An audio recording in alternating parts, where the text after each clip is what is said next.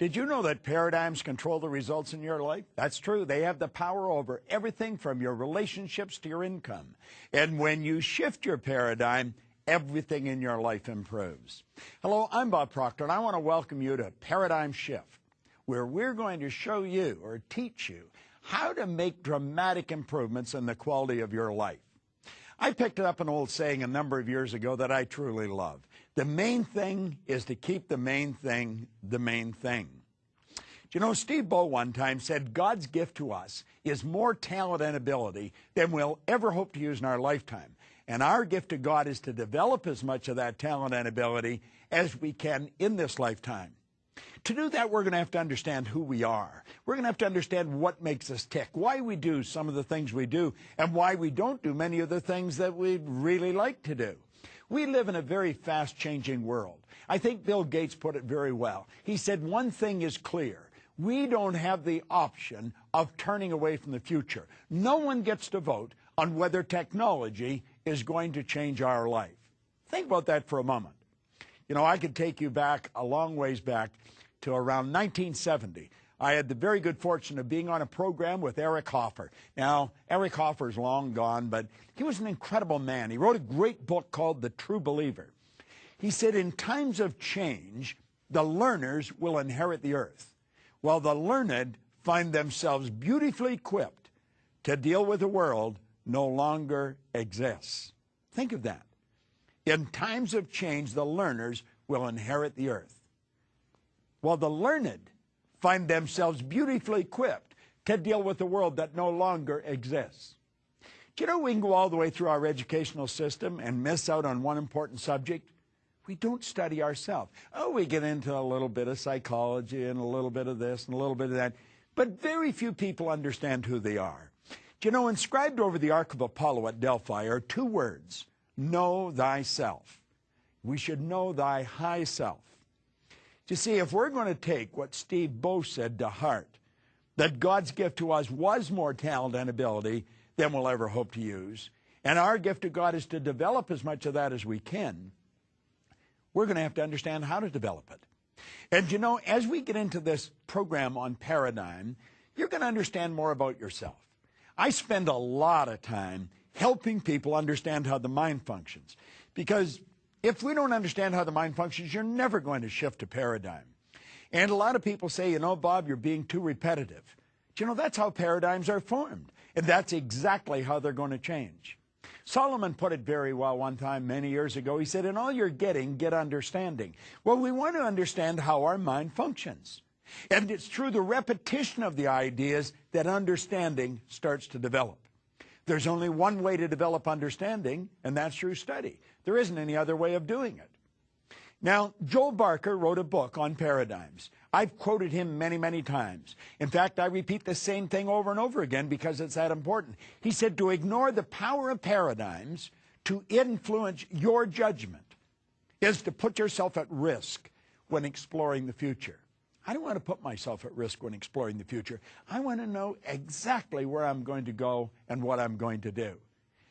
And I want to suggest you'd want to do the same thing. You see, we can know exactly where we're going to go.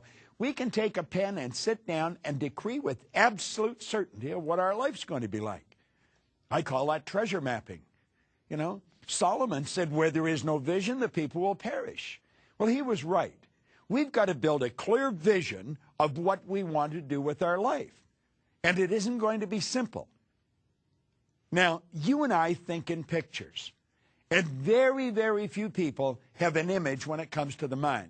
Let me explain something to you. If I asked you to think of your automobile, you're hearing my voice. Now, my voice is actually a vibration. I activate vocal cords. I set up a vibration. Your hearing sense picks up that vibration. It sends it flying down through a nerve passageway, strikes a group of cells in your brain. Those cells increase in amplitude of vibration. They were the cells that had been impregnated with an image of your automobile. Now, let me show you how fast I can change pictures in your mind. Go to your clothes closet. Now go to your refrigerator. Now go into your garage. Now go to your bedroom. Now go into the washroom. Now go to your front door. Do you see how fast we were flipping pictures? Now go to your mind. Do you see, the problem that we have Yes, we have no cells of recognition for the mind. And so when we think of the mind, most people think of the brain. Now, the brain is not the mind any more than your fingernail is. You see, mind is movement. Body is the manifestation of that movement. Well, your brain is part of your body. Now, the mind uses the brain. It activates brain cells. You see, the brain cannot think, but you think with the brain. Now, to explain that a little clearer, I often mention that we've got Albert Einstein's brain in a jar somewhere in New Jersey, I'm told. But it's not doing anybody any good because Albert's not with it. You see, you use your brain.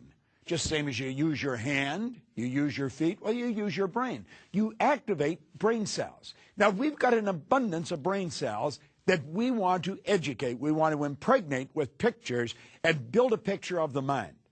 So, as I get involved in this next series of ideas, I want you to go over this and over this and over this. I explain this many times every day, and I've been explaining it every day now for over 38 years. You say, well, don't you ever get tired of it? No, I don't.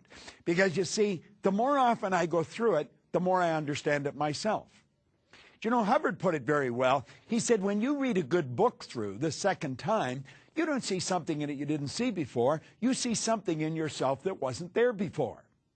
There's a Dr. Thurman Fleet from San Antonio, Texas. In 1934, he was very involved in the healing arts.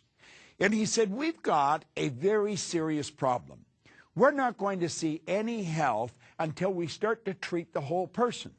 Now, all we're treating is symptoms. We treat the body. The body is the expression of the disease. The disease is inside. And it's just what it says. It's dis-ease. So he said, if we're going to really treat the person and eliminate the disease, we're going to have to go to the cause of the disease. And he said, we live simultaneously on 3 planes of understanding. We're spiritual beings. We have an intellect, and we live in a physical body. Well, if there's a problem with the person, all 3 parts of the person's personality has been affected. The spiritual side, the intellectual side, and the body. So he said, we're going to have to treat the whole person. Now, to do this, he said, we have to have an image to work with. And he said, I'm going to give you a picture of the mind. Now, he said, there's the mind and the body.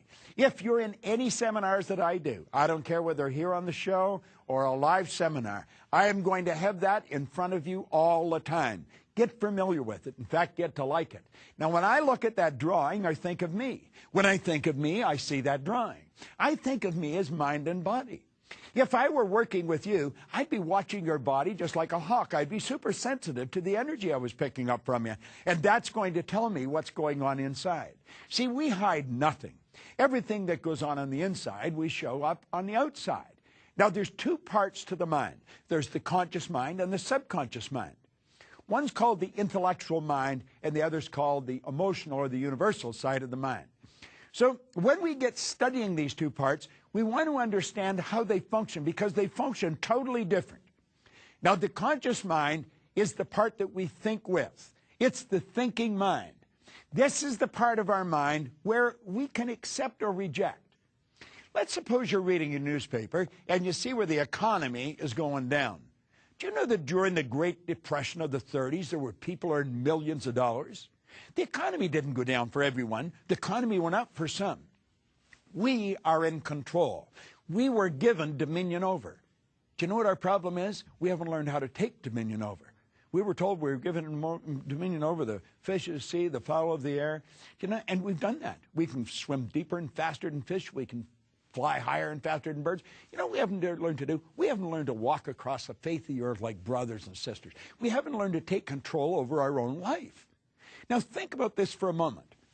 If you're going to accept everything that comes your way, you're going to have a very confused, dismal, problem-striven life. You really will. What we want to do, we want to look and we want to think. And we want to understand, regardless of what we hear or see, we've got the ability to accept or reject it. Now, you see, if we do this and we do it properly, we'll ask, will this keep me on purpose? Will it keep me going in the direction I want to go? Am I going to be using my creative faculties? Am I going to become all God meant to become if I do what I'm reading or what I'm seeing? If the answer is no, you reject it. Now, the fact that everyone's doing it That doesn't mean you should do it. See, if you're going to do what everyone's doing, you're probably not going to have any more than everyone has. And if you take a look at it, if there's a large group of people going that way and one or two going that way, and you're not going to think for yourself you're going to follow other people, follow the one or two. And you'll probably never make another mistake as long as you live. Historically, the masses have all marched off in the same direction together, going nowhere. It's often been said that, we come into this world with nothing and we leave with nothing. Most people arrive, no hair, no teeth, no money. They leave exactly the same way. It doesn't have to be that way. We can develop ourselves into something phenomenal. Now, although everything we have at the time of our death belongs to someone else, what we are is ours forever. This is an eternal journey that you and I are on. And what we want to do is really develop ourselves. And we have the conscious ability to make a choice to do that. You see, that's the beautiful thing to learn about the conscious mind. It has the ability to accept or reject. Now, unfortunately, or fortunately, I guess I shouldn't say unfortunately, the subconscious mind cannot do that. The subconscious mind will accept anything you give to it. Yet, and it has no ability to reject. It accepts everything that comes their way. Now, think about it for a moment. Your subconscious mind will accept everything. It has no ability to reject. Now, here's another beautiful thing to understand about the subconscious mind. It cannot differentiate between what's real and what's imagined. Now, think about that for a moment. Anybody in the medical profession will be quick to tell you that placebos are commonly used, although most of them don't really know where the word came from. The word placebo comes from the Latin verb to please. And they'll give a person a sugar pill or a nothing pill. And they will tell them that it's going to eliminate all discomfort or all pain. Or that it's going to put you right to sleep. And you know something like that, the person goes to sleep. They'll maybe come along with a syringe. And they'll push a little bit out and they fix the arm and then they stick it in and in it goes, and boom, the person's gone for 12 hours. Why? Because the nurse told them that they were going to go out for 12 hours, that this was very powerful and it was going to put them to sleep. Do you know what was in it? Nothing but distilled water. How does that happen? Well, it's the idea. The person doesn't accept or reject. The person's conscious mind is set aside. They're not thinking at all. Their subconscious mind is wide open, and the medical professional puts an idea in the subconscious mind. That idea must be expressed with and through the body. Say, well, that's absurd. That couldn't happen. It's happening all the time. Do you know most people are in a deep hypnotic trance?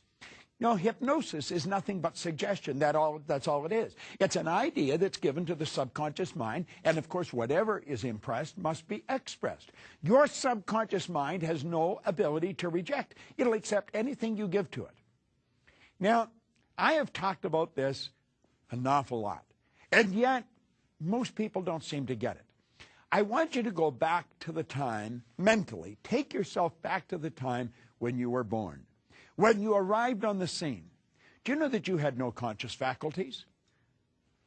Your subconscious mind was wide open. It was wide open to impression. And you know something? People kept saying the same things. They kept doing the same things. They kept eating the same food. And you know where all that information was going? It was going right into your subconscious mind. Now, through the repetition of an idea being planted in the subconscious mind, it becomes fixed. A fixed idea is more commonly referred to as a habit pattern.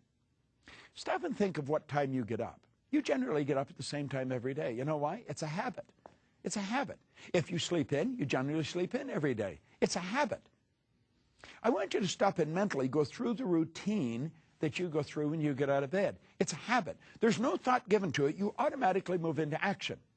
Do you know, when a lady's putting on her makeup or a man is shaving, there's no thought given to that. It's done automatically. I want you to stop and think of yourself driving your car. You're driving along, you may be holding the phone, trying to talk on the phone. You're driving through heavy city traffic. You're carrying on the conversation maybe with the person beside you. You're listening to the radio all the time. You're driving a car through heavy city traffic. You may be driving with your knee pressed against the steering wheel. Go back to when you first started to drive a car. How are you doing it? You had a grip on that wheel. You're trying to remember the clutch, the brake. Nothing seemed to work right. The person that was teaching you was screaming. You were screaming. You were hitting the brake. The car's jumping. But after a while, through the repetition of the ideas being programmed into your mind, they became fixed in your subconscious mind. Now, when you take a multitude of ideas and fix them in the subconscious mind, that's what we constitute a paradigm.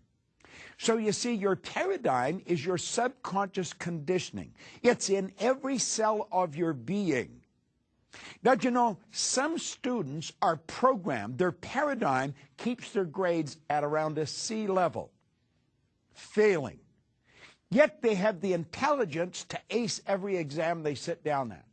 Why do they fail? People have the ability to earn millions of dollars, and they're scraping by, just barely earning enough to get by on. Why is that? It's paradigms. It's the way we're programmed. You see, this should be taught in school. We should start teaching it to a baby at birth. That's when a baby learns the fastest. But we don't do that. We sort of coast along through life, never paying much attention to what's happening. Now, do you know, your thinking is controlled by your paradigm. It really is controlled by your paradigm. The paradigm influences your thinking. It isn't necessarily controlled, but it certainly influences it. Stop and think of everything you're doing and understand this. There's a better way of doing it. I remember years ago, I went to work for the Prudential Insurance Company of America. I was working with them in their Mid-America region in Chicago. This was the #1 region on the whole company. They were the #1 insurance company in the entire world.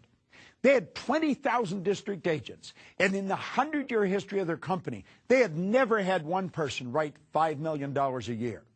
Now, when I started to work with them, I stood up in front of about 450 other people, and I said, you know, anyone in the room can go out this year and write $5 million in business. Now, the second I mentioned that like that, I lost the audience. Their body stayed in the room, but mentally they took off. They weren't about to listen to me. And at the break, one fella come up to me. His name was Don Slovan. And Don said to me, he said, Proctor, have you ever sold insurance? And I said, no, I never have. He said, I didn't think so. And I said, why are you saying that? He says, you don't know what you're talking about. I said, oh, I do know what I'm talking about. I just said I've never sold insurance. He said, do you know that we have 20,000 agents in this company? I said, yeah, I've heard that. He said, do you know that the company is 100 years old next year? And I said, yeah, I've heard that too. He said, do you know that we have never had one agent write $5 million? I said, then you could be the first. And he looked at me and I said, if you go back in there and open your mind and listen to what I'm saying. Now, I said, there's a big difference between listening and hearing. I said, you're programmed to hear. As long as you're in the room, you're going to hear my voice. You hear with your ears. That's a sensory factor. But you listen with your emotions. And if you go back in there and listen very closely, you'll override your old conditioning.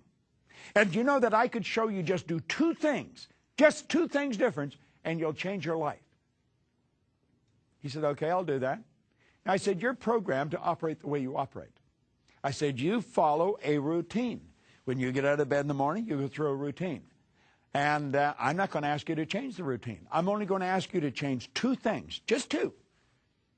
Now, I said, I want you to be in front of someone by 9 a.m. Be in front of a real live prospect by 9 a.m. I'm not talking about being on the phone. I'm talking skin to skin. Be right in front of the person at 9 a.m. And I want you to put your hand out and shake hands with that person at 9 a.m.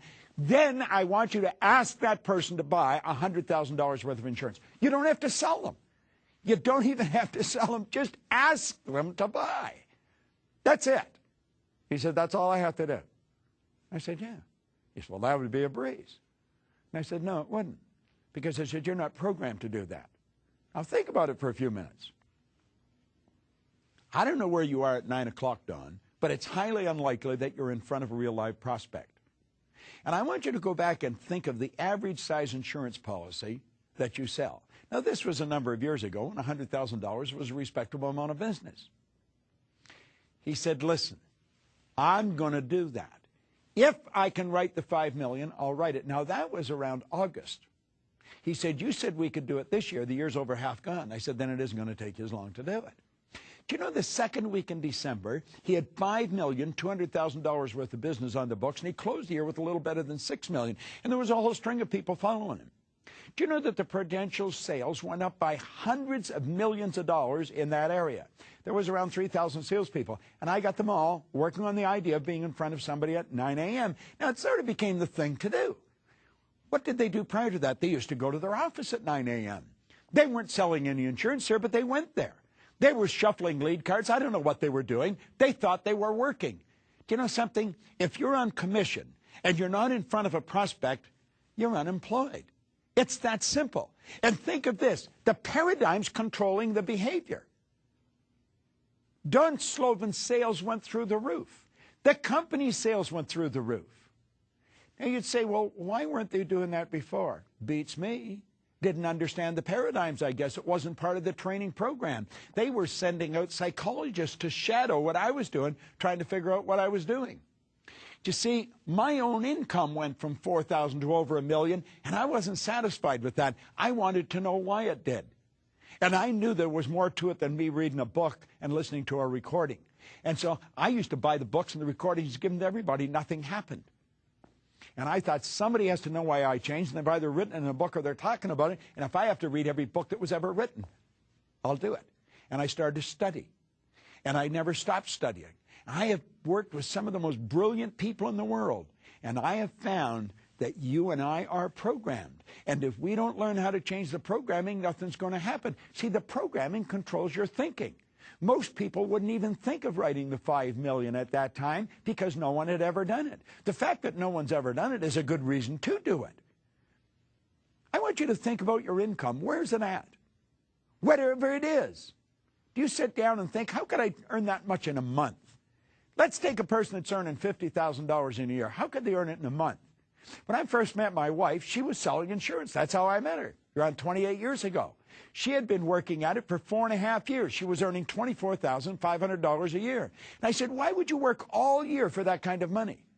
You know, I knew exactly why she was working all year for that kind of money. The answer was obvious. She was programmed to work like that. Yet she had been doing it year after year. And I said, if you do what I tell you, I'll show you how to change your income. And I started to teach her something about the mind. I started to teach her how the mind functioned. And I started to show her how her paradigm was causing her thinking. And she changed it. And you know, over the coming year, her income went to $495,000. You say, well, I have difficulty believing that. You don't have to believe it. She was the one that had to believe it. And she did it. Now, this is so simple, and it's so misunderstood. See, paradigms control what we do. Yet they literally control what we do. I want you to think of a child in school. The child is struggling, trying to get a better grade. They go home and they've got a failing grade. What does the parent do? Parent puts them in a room, makes them ground them, makes them study.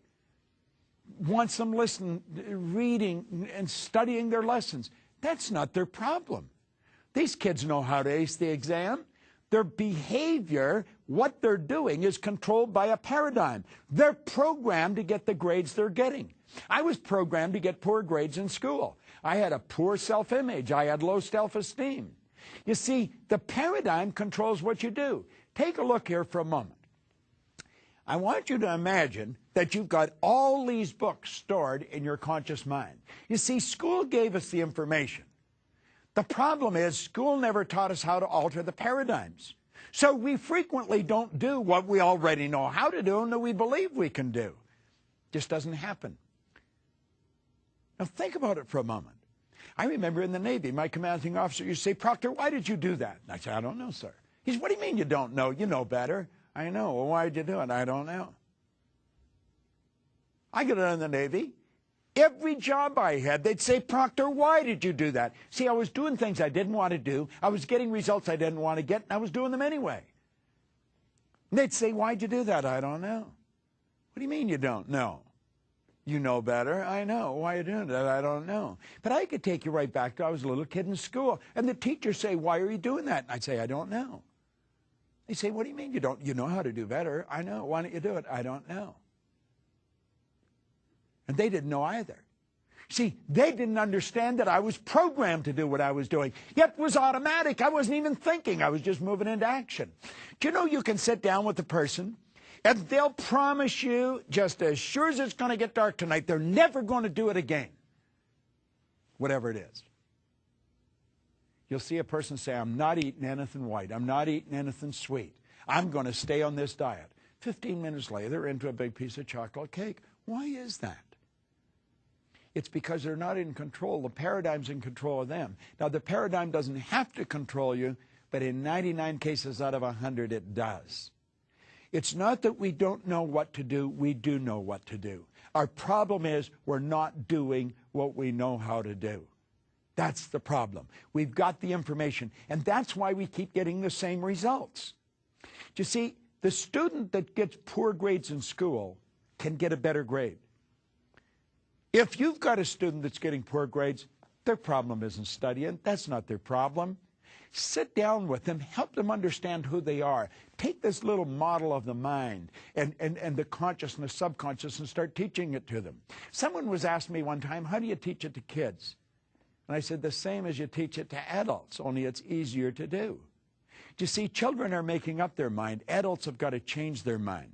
Adults don't want to do that. People don't want to take the time to really understand how the mind functions and then change it. The question is, can I change the paradigm? Absolutely. Anyone can change their paradigm. Now, what would you change? If you could change anything, what is it that you'd change? See, that's what Ray Stanford was the man that got me to look at that. I wanted money. That's all I wanted was money. I thought if I had enough money, all my problems would go away. Everybody under the sun was phoning me, where's the money? See, I was earning $4,000 a year, but I owed $6,000. It was an impossible situation. If I had taken every cent I earned for an entire year and just paid debts, I would have only broken even, and I'd had nothing to live on. So you see, I knew that I was never going to get out of debt. I mean, it was a bad situation. And Ray said, you just don't understand how to do it. But that doesn't mean you can't do it. He said there's phenomenal powers around you. I like the way Price Pritchett put it. He said the absence of evidence is not evidence of absence. The way to do whatever you want to do is already here. Well, I wanted money. And so I did the right thing. I decided I'm going to go after it. And I wrote on a card that I would have in my possession by New Year's Day of 1970. I gave myself a decade to do this. $25,000. You know, I went past that so fast because I started to think of earning money. Prior to that, I was thinking of debt. I started to take control of my thinking, and that's what I want to suggest you do. Now, we don't have the time to get into this any further today, but in this series, The Paradigm Shift, I'm going to tell you you're going to learn a lot about you, and you're going to learn a lot about their paradigm. And understand that there's no shortcuts in life. I know you want to do it all today. It doesn't happen that way. There are no shortcuts, but you can take quantum leaps. I've mentioned a couple through the transference of information and experience. And that's really what the paradigm shift is all about. I love teaching this, and I know that you're going to love the results you get from it. Your life can be totally different. It can be exactly the way you want it to be. This is Bob Proctor, and thank you.